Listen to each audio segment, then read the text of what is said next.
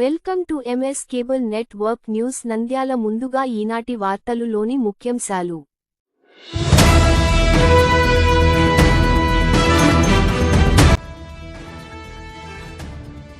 అనర్గళంగా తమిళ్ మాట్లాడి ఆకట్టుకున్న పవన్ కళ్యాణ్.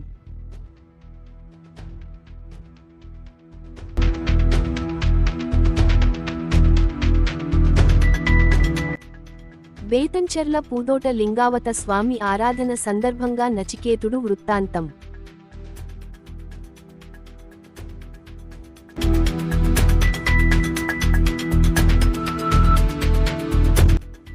తల్లికి వందనం పథకం ద్వారా పిల్లలను చదివించుకోవడానికి తల్లులకు అవకాశం కల్పించిన చంద్రబాబుకు కృతజ్ఞతలు.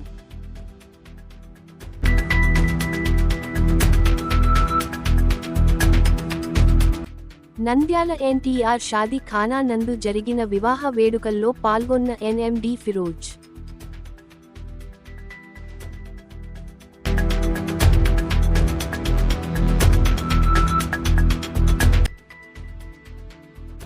₹1,19,000 గల సీఎం రిలీఫ్ ఫండ్ చెక్కులను పంపిణీ చేసిన ఎన్ఎండి ఫిరోజ్.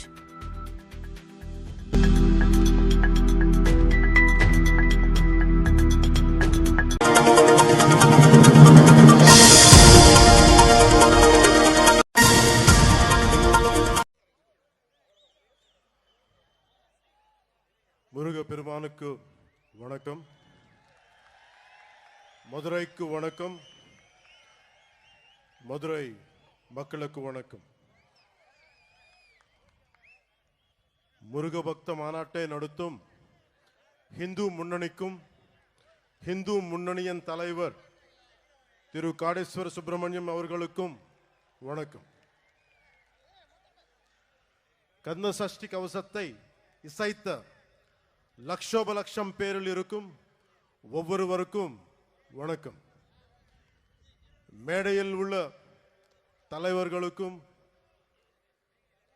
எல்லாருக்கும் வணக்கம். மேடையில் இருந்த திரு வன்னிராஜன் அவர்களுக்கும் திரு பக்தன் அவர்களுக்கும் திரு அண்ணாமலை அவர்களுக்கும் திரு எல் முருகன் அவர்களுக்கும் திரு வானதி ஸ்ரீனிவாசன் அவர்களுக்கும்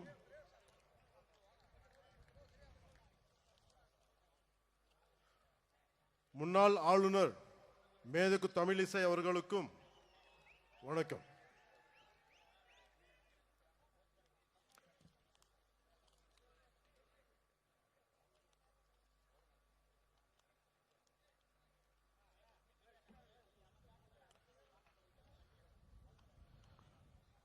தமிழ்நாடு பிஜேபி தலைவர் திரு நயினார் நாகேந்திரன் சாதனை சேதார் நாகேந்திரன் என்று ஆகி போகிறார். அவருக்கு என் வணக்கம்.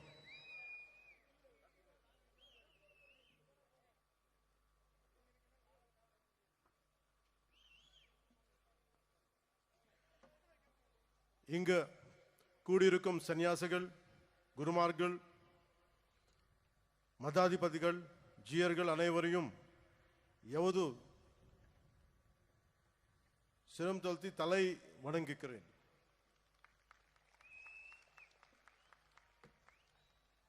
என்னை மதுரைக்கு வரவழைத்தது முருகன். அந்த வெற்றிவேல் முருகனுக்கு என்னை வளர்த்தது முருகன். அந்த வீரவேல் முருகனுக்கு எனக்கு துணிச்சல் தந்தது முருகன். அந்த சுரவேல் முருகனுக்கு, மதுரைக்கும் முருகனுக்கும் நெருக்கம் அதிகம். முருகனின் முதல் அறுபடை வீடும் கடைசி அறுபடை வீடும் மதுரையில் தான் உள்ளன. மதுரை என்பது மீனாட்சி அம்மன் பட்டினம். மீனாட்சி அம்மன் தாய் பார்வதியின் அம்சம்.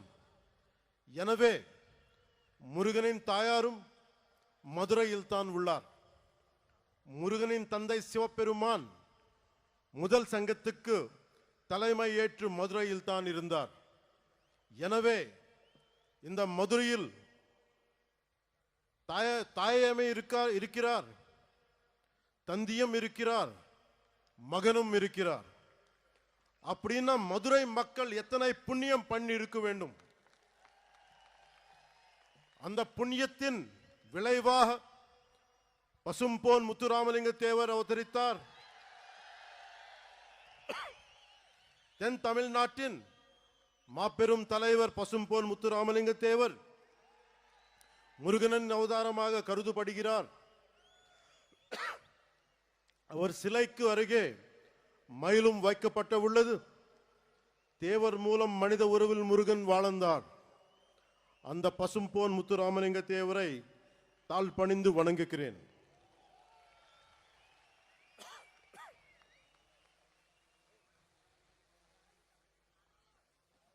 இப்போது மதுரையில் நடத்த ஒரு நிகழ்வை சொல்ல போகிறேன். இன்று மீனாட்சி அம்மன் கோயிலுக்கு போறோம், அருளை பெருக்கிறோம், குங்குமம் பெருக்கிறோம், பிரசாதம் கிடைக்கிறது. ஆனால் இந்த தலைமுறைக்கு தெரியாத ஒரு விஷயத்தை சொல்ல போகிறேன். ஒரு காலத்தில் மதுரையே இருண்டு கிடந்தது. நமக்கு ஒளி கொடுக்கும் மீனாட்சி அம்மன் கோயிலில் ஒளி இல்லை.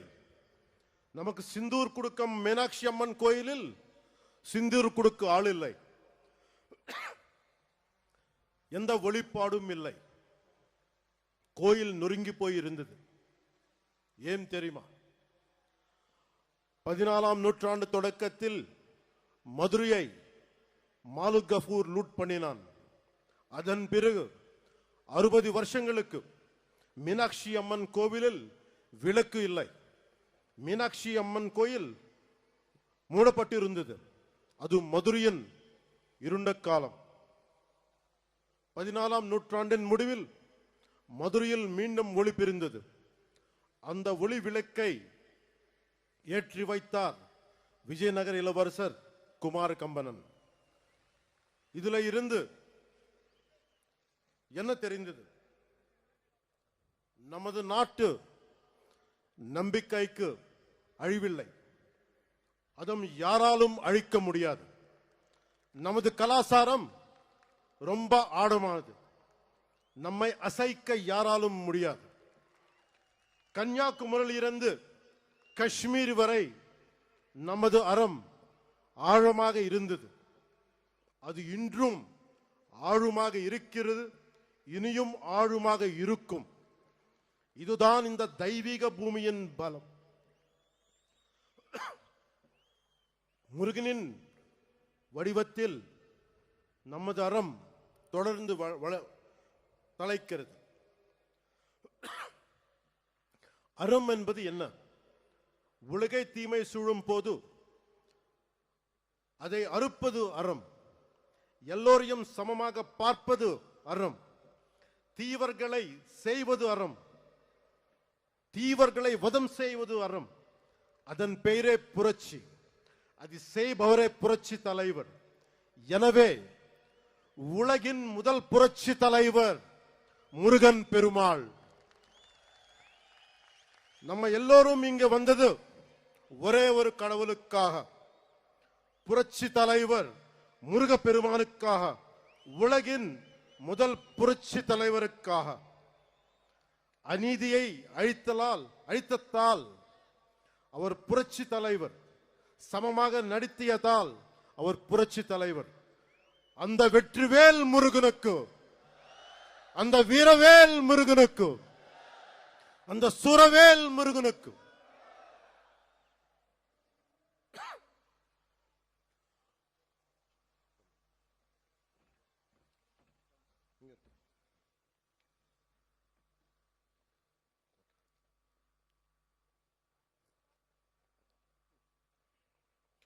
ஒரு கட்சி தலைவர் கேட்கிறார், முருகன் மாநாட்டும் ஏன் தமிழ்நாட்டில் நடத்துகிறீர்கள்? யூபிஎல் குஜராத்தில் நடத்த வேண்டியது தானே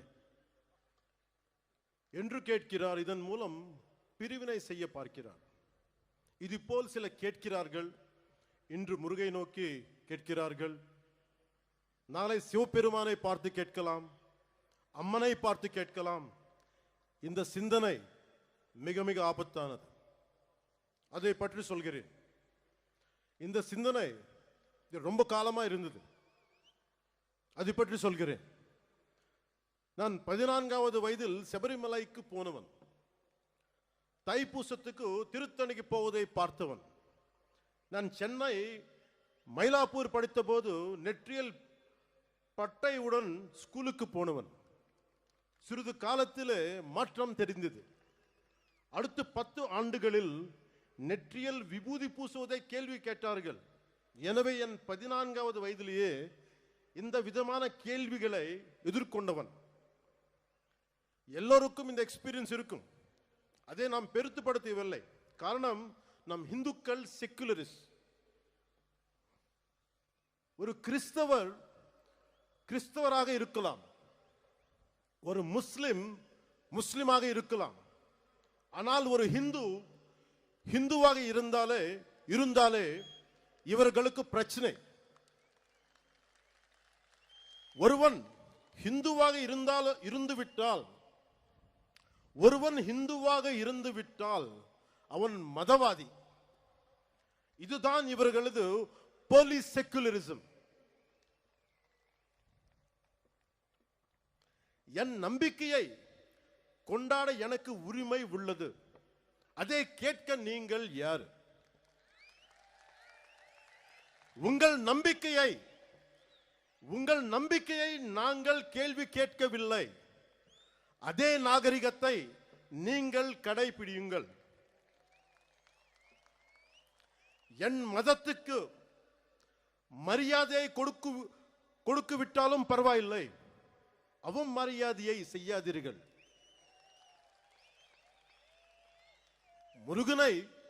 முருகனை பற்றி கேள்வி கேட்கும் நீங்கள் அரேபியாவில் இருந்து வந்த மதங்கள் பற்றி இதே கேள்வியை நீங்க கேட்க முடியுமா? அதற்கான துணிச்சல் உங்களுக்கு உண்டா? அதனால சொல்ற, சீண்டி பார்க்காதீர்கள்.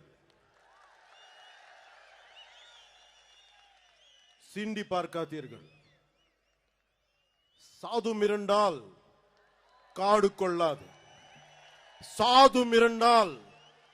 கொள்ளாது. సజ్జనుడికి కోపం వస్తే, సహనంతో ఉన్నవాడి కోపం వస్తే వాడి నాపటం ఎవరి తరం కాదు.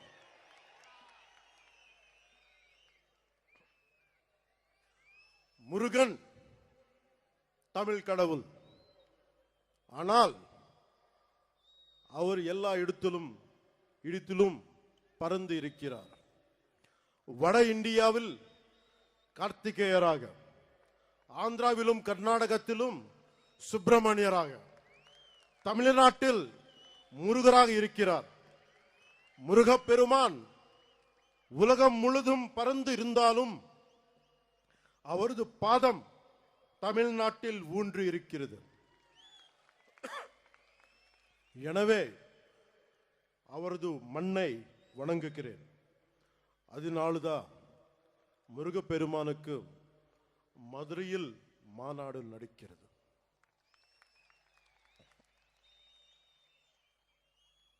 அதனால்தான் இந்த மாநாட்டுக்கு நாம் எல்லாமே வந்திருக்கிறோம்.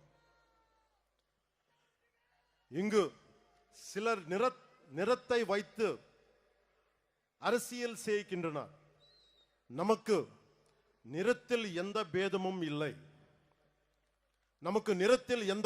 இல்லை. கிருஷ்ண பகவான் கருப்பு, காளி மாதா கருப்பு. நாம் நிறத்தின் வழியாக பார்ப்பதில்லை, அகத்தின் வழியாக பார்க்கிறோம். ஆனால் இங்கு கருப்பு நிறத்தை வைத்து கடவுளை சீண்டும் கூட்டம் உள்ளது. நம்மை இணைக்கும் முருகனை சீண்டி பார்க்கிறது ஒரு கூட்டம்.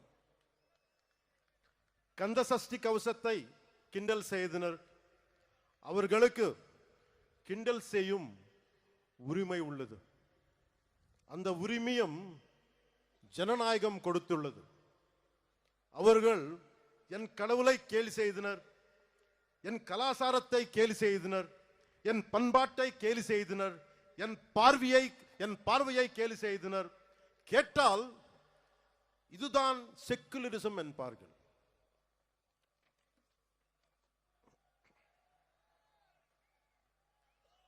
மற்றவர்கள் நம்பிக்கையை கொச்சைப்படுத்த அவர்கள் யார்? முருகனை கேள்வி கேட்க அவர்கள் யார்? அறத்தை அசைத்த பார்க்க அவர்கள் யார்? அவர்களால் மற்ற மதங்கள் பற்றி இது போல பேச முடியுமா? அரேபியாவிலிருந்து வந்த மதங்கள் பற்றி அவர்களால் இப்படி பேச முடியுமா? நம் மதத்தை பற்றி மட்டும் ஏன் இப்படி பேசுகிறார்கள்? நாம் அமைதியானவர்கள், எல்லாவற்றையும் சகித்துக் கொள்ள கூடியவர்கள். மீனாட்சி அம்மன் கோவில் 60 ஆண்டுகள் மூடி கிடந்தும் பார்த்து கொண்டுதானே இருந்தோம். அந்த துணிச்சலால் பேசுகிறார்கள். பொறுமை என்பது கோழைத்தனம் அல்ல. இங்கு உள்ள முருக பக்தர்கள்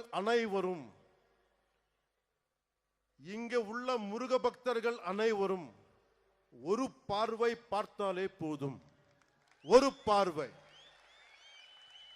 நம்ம கடவுள்னு திட்டுறது கூட்டம்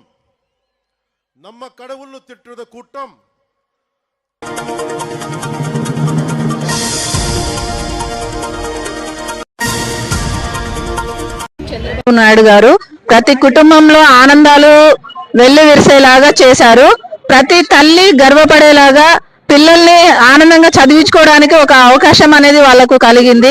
ఎంతో ఇబ్బందులు పడుతూ ఈ రోజు ఉన్న పరిస్థితుల్లో స్కూళ్ళకి పంపించాలి పిల్లల్ని అంటే చాలా భయభ్రాంతులకు గురవుతున్నారు. అలాంటి పరిస్థితుల్లో పిల్లలకి ప్రతి ఒక్కరికి 15,000 ప్రతి పిల్లోడు ఇంట్లో ఇద్దరుంటే ఇద్దరికి, ముగ్గురుంటే ముగ్గురు, నలుగురుంటే నలుగురికి ప్రతి ఒక్కరికి తల్లికి వందనం అనే ప్రోగ్రాం ద్వారా సీఎం చంద్రబాబు నాయుడు గారు వాళ్ళ ఖాతాలలో అమౌంట్ జమ చేయడం జరిగింది.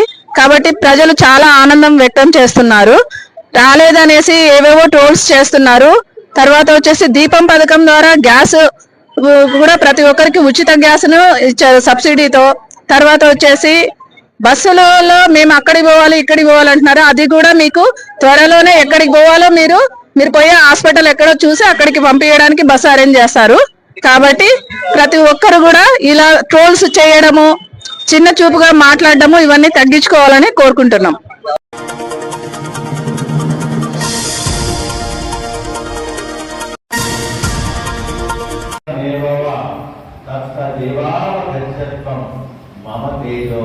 సంభవమని విభూతి యోగంలో శ్రీకృష్ణ పరమాత్మ అన్నారు.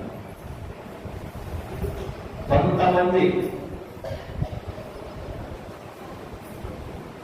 చరాచర సృష్టి తాలూకా జనమంతా కూడా పరమాత్మే కదా. మనందరినీ జన్మనిచ్చింది పరమాత్మే.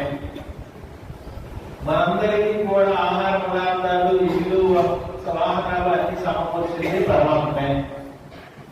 ఎవరికి తీసుకువెళ్ళేది కూడా పరమాత్మే. ఇది బాగా గుర్తుంచుకోండి. ఈ 3 కార్యక్రమాలు సృష్టి, స్థితి, లయం 3 కూడా ఆయనే. మనం అనుకుంటాం మనకేదో రోగం వచ్చింది, ఫలానా వచ్చింది, వృద్ధాప్యం వచ్చింది, వెళ్ళిపోయి ఏదో ఒక నిమిత్త కారణం చేసి ఆయన తీసుకెళ్తాడు. అది నిమిత్తం. అది యాక్సిడెంట్ కావచ్చు, రోగం కావచ్చు, షుగర్ కావచ్చు, బీపీ కావచ్చు, ఏదైనా కావచ్చు, దాన్ని తీసుకెళ్లడం మాత్రం ఆయన. అంటే ఈ 3 కర్మలు ఆయనే. అలాంటప్పుడు భగవంతుడు ఏం నమ్ముతారంటే 84 లక్షల రకాల జీవుల్లో ఉత్కృష్టమైన వివేకమున్న, బుద్ధి ఉన్న మానవుల్ని ప్రసాదించాను. మానవుడైన కనీసం తన స్వరూపాన్ని తెలుసుకుంటాడు, నా స్వరూపాన్ని కూడా తెలుసుకుంటాడనే ఉద్దేశంతో మాత్రమే మానవ జన్మ లభించింది. మానవుడికి, పశుపక్ష్యాదులకి వ్యవహారిక జ్ఞానం ఉంది. మానవుడికి వ్యవహారిక జ్ఞానంతో పాటు వివేక జ్ఞానం కూడా ఉంది. పరమాత్మ మనకి ఇచ్చాడు. ఏది చేయాలి, ఏమి చేయకూడదు, ఏమి తినాలి, ఏమి తినకూడదు, ఏమి మాట్లాడాలి, ఏమి మాట్లాడకూడదు, ఎలా ఉండాలి, ఎలా ఉండకూడదు అనే జ్ఞానం ఇచ్చాడా లేదా? ఆ ఊళ్ళో అందరికి ఇచ్చారు కదా. అలాంటప్పుడు ఇచ్చినప్పటికీ కూడా కొంతమంది మాత్రము భగవంతుని యొక్క ప్రత్యేకమైన అంశాలుగా ఉన్నారు. మీకు ఎవరికైనా అనారోగ్యం వచ్చిందనుకోండి, డాక్టర్ దగ్గరికి వెళ్ళారు, నాడి పట్టుకున్నాడు, ఏమి పర్వాలేదమ్మా, ఈ 3 టాబ్లెట్లు వాడండి తగ్గిపోతుందన్నారు. ఆయన చెప్పినట్టే 3 రోజుల్లో ఆ రోగం నయమైంది అనుకోండి, డాక్టర్ గారు మాటలోనే సగం తగ్గుతుంది, ఆయన ఇచ్చిన మందుతో తగ్గుతుంది. వాటిని మనం నమ్ముతామా లేదా? అంటే భగవంతుని యొక్క ప్రత్యేకమైన అంశ ఆ డాక్టర్లో ఉంది. ఒక ఉపాధ్యాయుడు మంచి పాటలు పాడాడు అనుకోండి, మంచి చదువు చెప్తున్నాడు అనుకోండి పిల్లలకి, ఆ చదువు చెప్పే గుణం వాళ్ళలో అద్భుతంగా ఉందంటే భగవంతుని యొక్క ప్రత్యేకమైన అంశ వాళ్ళలో ఉందని. ఒక ఇంజనీర్ బ్రిడ్జి కట్టడం, నెమలి చక్కగా నాట్యం చేస్తుంది అంటే భగవంతుని యొక్క ప్రత్యేకమైన అంశ ఆ నెమలిలో ఉందని. నాట్య మయూరి అంటున్నారా లేదా?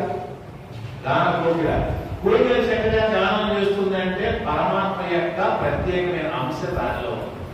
అదేవిధంగా భగవంతుని యొక్క ప్రత్యేకమైన అంశే మన లింగావధూత స్వామి వారు. కేవలం కారణం కోసం వచ్చారు, ఆ కారణాన్ని లోక కళ్యాణం చేశారు.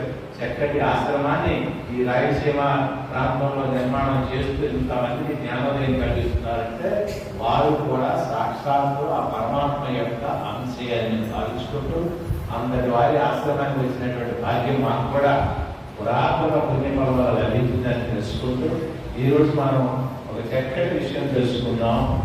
సుఖములు ఎన్ని, అవి ఎన్ని సునాయాసంగా పొందవచ్చు కదా.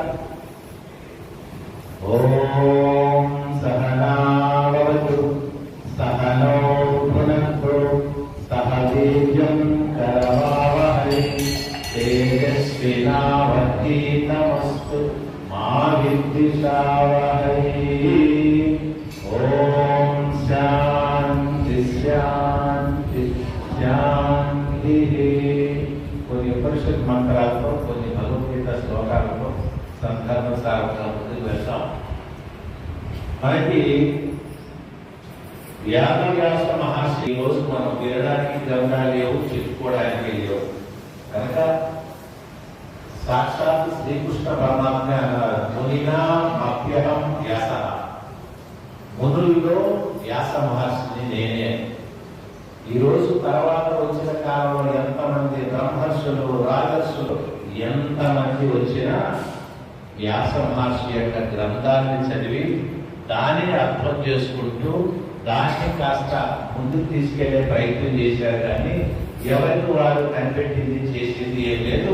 సాక్షాత్ శ్రీమత ఆచార్యులు కూడా, శంకర భగవత్పాదులైనా, రామానుజాచార్యులైనా, మధ్వాచార్యులైనా సర్వము ఈ గ్రంథాలతో వెళ్ళిన వారే.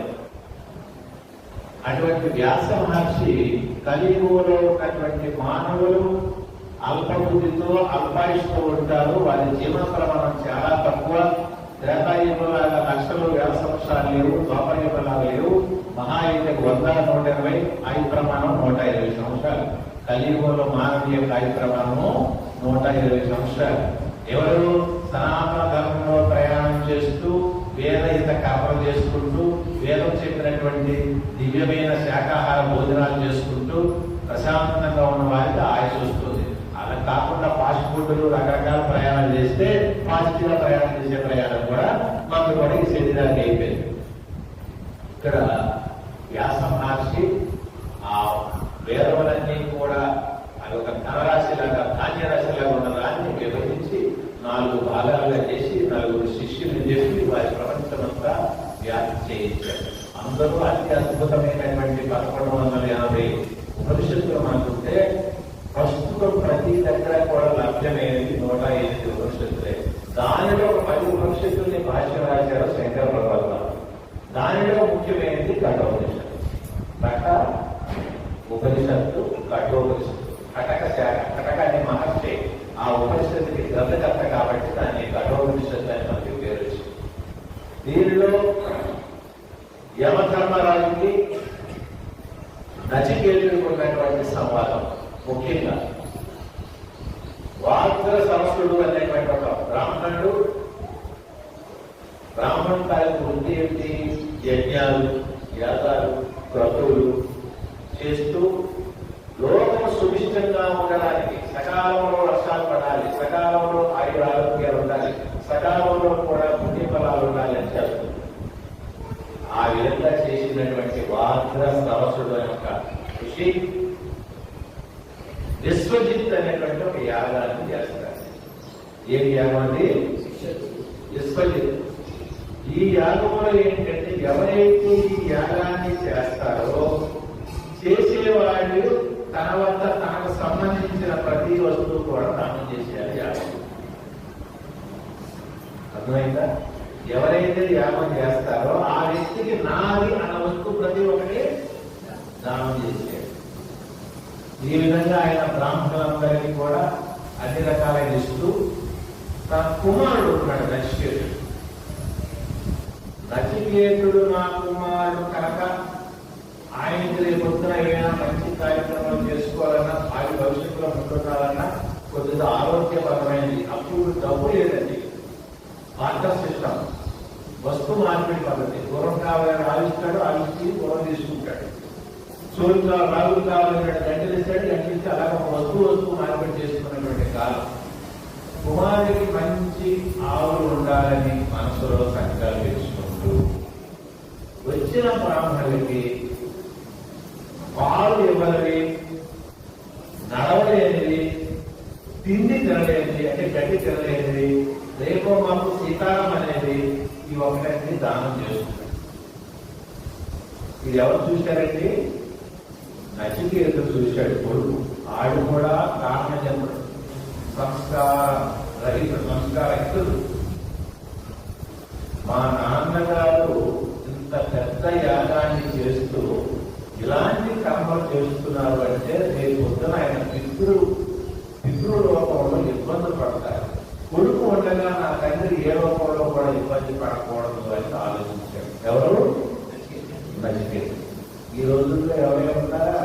ఎంత వేగం ముసలోడు పోతాడా, ముసలిదే పోతాడా, ఆశ్రమిస్తున్నాం, అవసరం వస్తే దాన్ని కోర్టుకు వెళ్దాం, రిజిస్ట్రేషన్ చేసుకున్నాం, వచ్చిన తర్వాత మరి వివాహాలు అయిన తర్వాత వాళ్ళు వస్తారు, అమ్మలు వస్తారు, మాతాజీలు వస్తారు. వీళ్ళు వచ్చి ఈ రోజు హిందూ సమాజంలో ముసలివాడికి ముసలిదానికి ఆవు భాగంలో కూర్చోబెట్టి చిట్టి పెట్టినటువంటి ప్రయత్నం అవునా కాదా?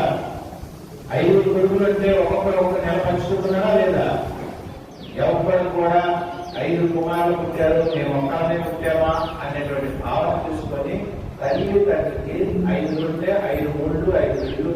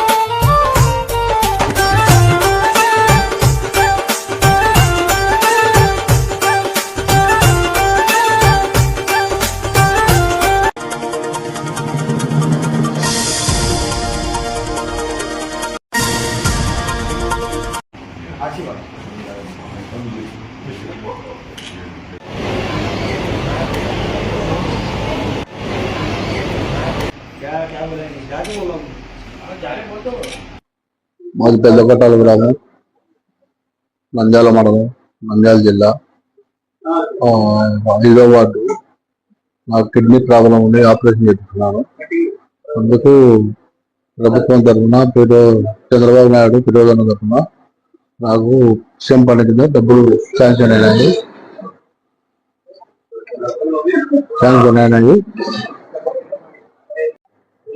67,500 డబ్బులు శాంక్షన్ అయినాయి.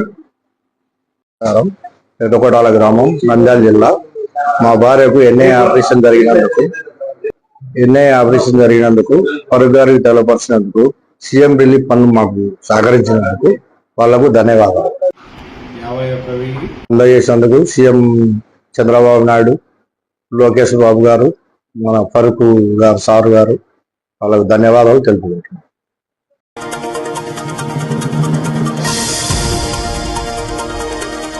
వార్తలు ముగించే ముందు మరోసారి ముఖ్యాంశాలు.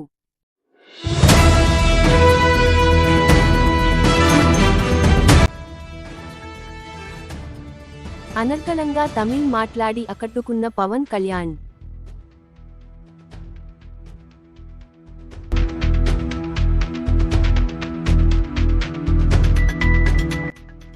బేతంచెర్ల పూదోట లింగావత స్వామి ఆరాధన సందర్భంగా నచికేతుడు వృత్తాంతం.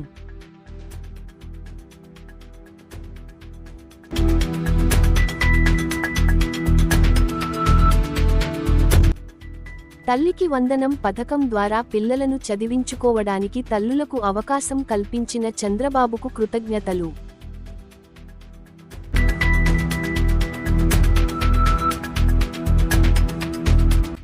నంద్యాల ఎన్టీఆర్ షాదీ ఖానా నందు జరిగిన వివాహ వేడుకల్లో పాల్గొన్న ఎన్ఎండి ఫిరోజ్.